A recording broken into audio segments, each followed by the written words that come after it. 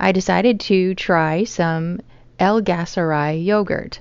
I had already made the Gasseri yogurt, as you can see in my previous video, and this time I decided to go ahead with the Gasseri. I decided that for this one I was just going to use 2 cans of the coconut milk instead of 3. And that is because I know that that works well with other yogurts that I've made, so I decided to just stick with that. And also, a lot of what we see from different people and how they're making it, and even from what Dr. Davis says about how to make it, everything seems to vary a lot. So I decided to just go ahead with 2 cans and with 1 pill from the Dr. Mercola Gasseri, which Dr. Davis recommends. And I was doing an order from them already anyway, so I thought I would just get some and give it a try. So I'm doing the same thing as I did in the last video here. I'm just trying to heat up the coconut milk, and get ready because things go really wrong here for a little bit. But I thought I'd share it because, you know, it's pretty ridiculous. But in the end, guess what? It still worked. So you can be as bad at making this stuff as I am, and it can still work. So I'm adding in the 2 tablespoons of inulin once the coconut milk is warmed up. It's not super, super hot, but it's warmed up because it does settle in a little bit better that way. I still had to do some work to get it to calm down and get completely soaked into the whole thing properly and not be a bunch of hard lumps. And it also occurred to me that I should just use my frother to speed things up here instead of making a big giant mess with the hand mixer. And I saw someone doing that just after I thought of it, and I thought, well, that's perfect. That's what I'll do. So that's what I'm doing here. And it actually worked quite well, so I'm impressed with that. Now, where things go wrong is that it was much closer to boiling than I thought it was, and it boiled over really fast, way before I could even get it up off the burner. I really had planned to try and get it off the burner in time, but it didn't happen. So as you can see, I made a big giant mess on my stove and lost some of the canned coconut milk with the inulin in it, but not the probiotic yet, of course. So after I cleaned that up, I decided, oh well, we'll just keep going. It turns out I did not overheat it. I didn't burn it or anything, so thankfully there was nothing wrong with it, and it definitely got a good boil. So if there's any bad bacteria in there, then I don't have to worry about it. It should be dead now. And then back to what I did last time, which was to let it cool and just watch it with the thermometer, and also put a pan of cold water underneath it, which I switched out once, just to get it to come down nice and quickly, and it did. So the whole process was actually much faster this time, even with the big mess, and of course then it ended up taking longer because I had a lot of cleaning up to do. But in the end, it all came down to where I needed it to, and once it hit actually right around 100, which is lower than I needed, then I was able to add in the 1 probiotic pill, which is just, it's a higher count, so it's 10 billion.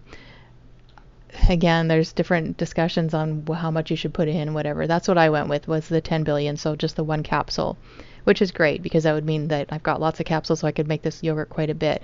It's supposed to be really good for things like IBS, which I struggle with, and I have had some trouble adapting to the L-reuteri. I'm still just taking tiny bits of it because my stomach has just been a little bit cranky with it. So I'm hoping that the Gasseri I added in will be a great improvement. If you've watched my other videos, you know that I am on a very ketovore, carnivore diet, so I don't have any of those nasty things that can feed bad bacteria and fungus. So I'm hoping that that will be enough to help get my digestion in better shape without having to really go crazy and do a lot of other things. Now, there has been discussion that I've seen, even I think Dr. Davis talks about different things in different places about what temperature you should actually make this yogurt at once it's cooled down. And some people have recommended 100 degrees, just like you would do with the L-reuteri. Dr. Davis initially in his book did recommend 109. And then I've seen other people saying a variety of different things, anywhere from 100 to 109, with 106 being a common one, because it is believed to be the best temperature for the L. Gasseri to actually thrive. And a quick note that yes, I did use the frother again once I put it in just to make sure it was all mixed up. I know that's not recommended, but that's what I did. So just so you know, it's not recommended. Seems to work okay for me though, and just for a quick little mix around. So that's what I did. So anyway, I split the difference at 103.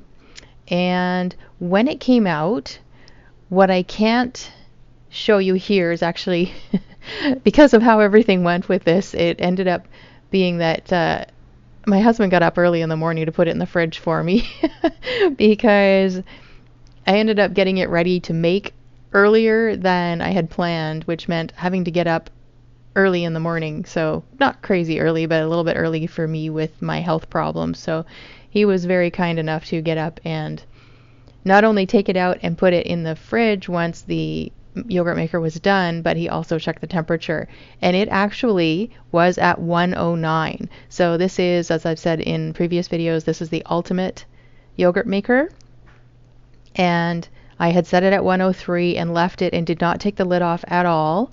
And there's nothing, some people put a little piece of wood underneath or something anyway underneath just to protect it from the element, because I guess the actual container can get a little bit warmer than even the water that it's sitting in.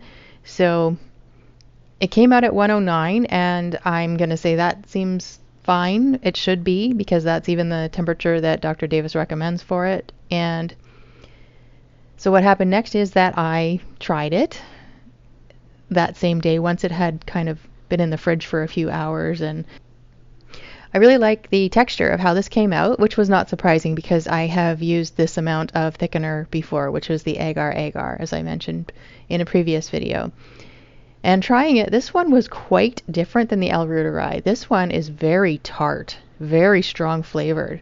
It's not bad, and it actually definitely has more of a real yogurt flavor, even for coconut milk.